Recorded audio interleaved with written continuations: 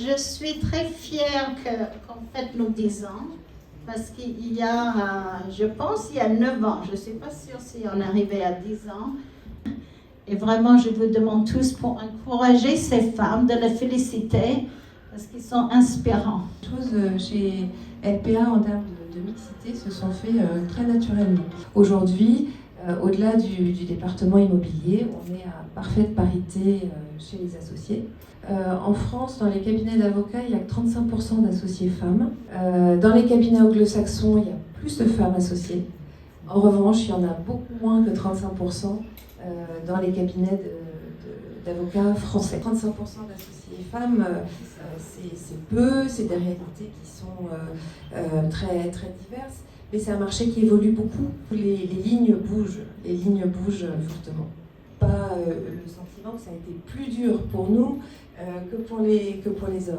Et j'ai eu, il y a quelque temps, un déclic, une petite révélation que je voulais partager avec vous, qui est une de mes collaboratrices qui, à l'issue d'un call, me dit « Oh là là, mais c'est insupportable, quel exercice de mansplaining ». Donc le mansplaining, alors ça s'appelle aussi, c'est rigolo, en français ça s'appelle le m'explication, et en québécois, le pénispliquer. Alors c'est défini par l'Oxford English Dictionary comme le fait d'expliquer quelque chose à une femme, alors que ce n'est pas nécessaire, de manière paternaliste et condescendante, pour établir une position de domination. Et le concept a été un peu développé, il y a un bouquin qui est sorti dessus et qui explique très bien la façon dont ça se traduit par ailleurs.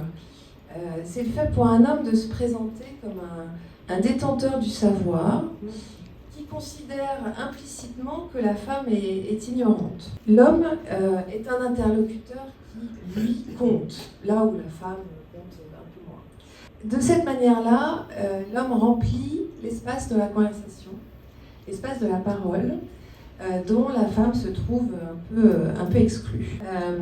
Dans une réunion, 75% du temps de parole est occupé par les hommes, là où 25% est occupé par les femmes. Quand on a un réseau, ce qui est important, c'est d'avoir ce genre de témoignage. Mais ça nous arrive très souvent à nous de voir quelqu'un qui n'y connaît rien et qui va parler doctement du sujet à notre place. Donc ça, c'est la force du réseau.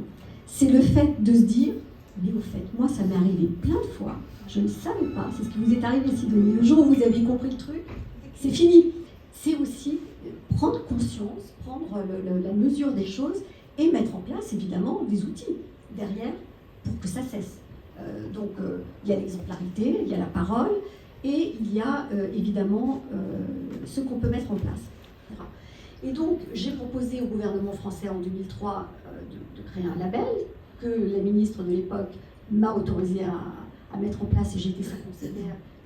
Et puis, en 2010, j'ai créé un outil méthodologique sous forme toujours d'une certification qui permet de structurer, de mesurer avec des axes de progrès continu. Donc on est vraiment dans une amélioration.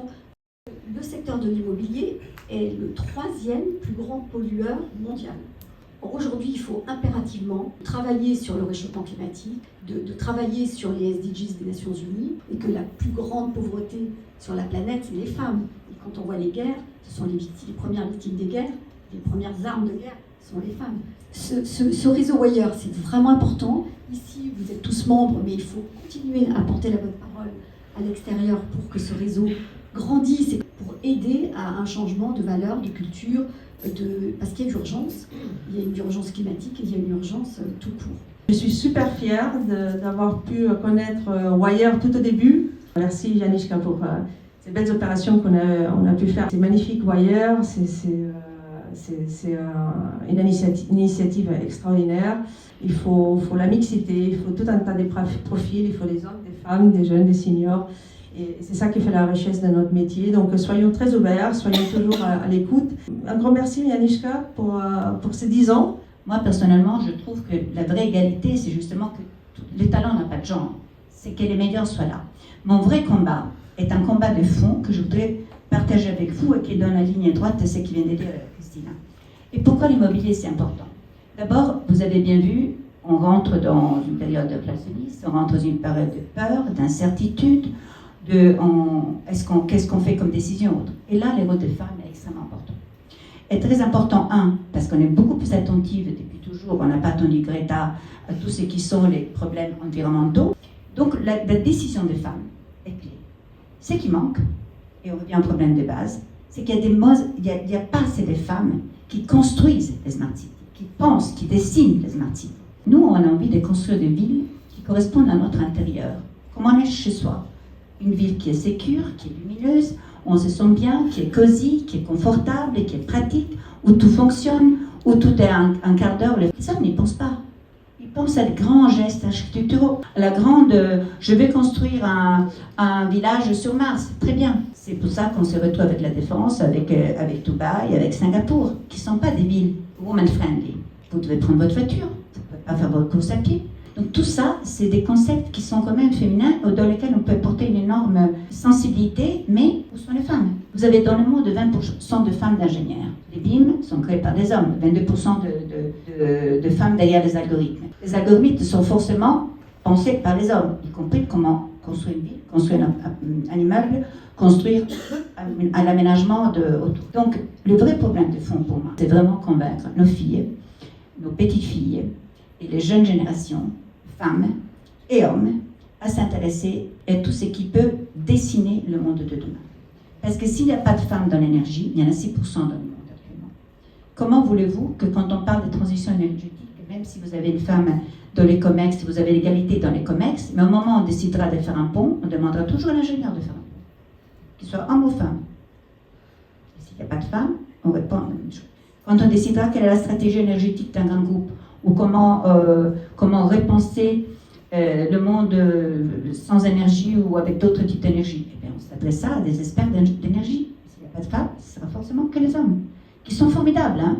Sauf que la diversité apporte quelque chose de plus. Donc, moi j'insiste sur cela parce que dans l'immobilier, c'est primordial. Mais je vois de plus en plus de femmes à la tête de grands groupes de l'immobilier, notamment à l'étranger d'ailleurs, pas tellement en France. On n'est pas dans des networks de puissance. Donc, si on pense aux gens, c'est parce qu'on les voit, parce qu'on est visible, parce qu'on est là. Je pense que nous, les femmes, on est capable de se créer des freins assez facilement. Je les vois surtout de deux natures. Le premier frein, c'est qu'on se pose toujours la question en tant que femme de notre légitimité à postuler. Un homme je ne crois pas, messieurs, pardon, mais un homme ne se pose pas cette question. Je suis pour la mixité, mais je pense que la légitimité, on est plus facilement à se poser cette question quand on est une femme, et pour les raisons que Sidonie a indiquées tout à l'heure, ou que vous avez indiqué, la légitimité, bon, y compris quand on est ingénieur et qu'on était 5% dans ma promo. Hein. Deuxième frein, c'est le salaire. Non, messieurs, notre salaire n'est pas de l'argent de poche. Notre salaire est un vrai salaire. Et donc, je pense que notre frein à nous, les femmes, en tout cas de ma génération, j'ai mis longtemps à négocier mon salaire au même titre qu'un homme le ferait, c'est-à-dire en se pensant légitime.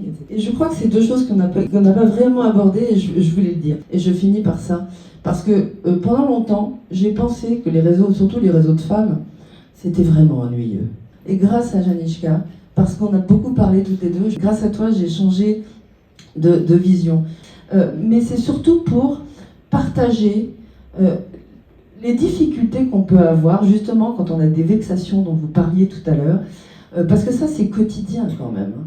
C'est vrai, ça existe. On nous coupe la parole, qu'on soit en permanence obligé de montrer ses compétences, de montrer notre légitimité. Et c'est épuisant, ça c'est fatigant. Et je pense que quand on échange avec des hommes, ils ne comprennent pas les mêmes choses que nous sur ce sujet-là. Et c'est important d'avoir des réseaux de femmes pour ça. Donc bravo Janishka qui s'en va encore une fois.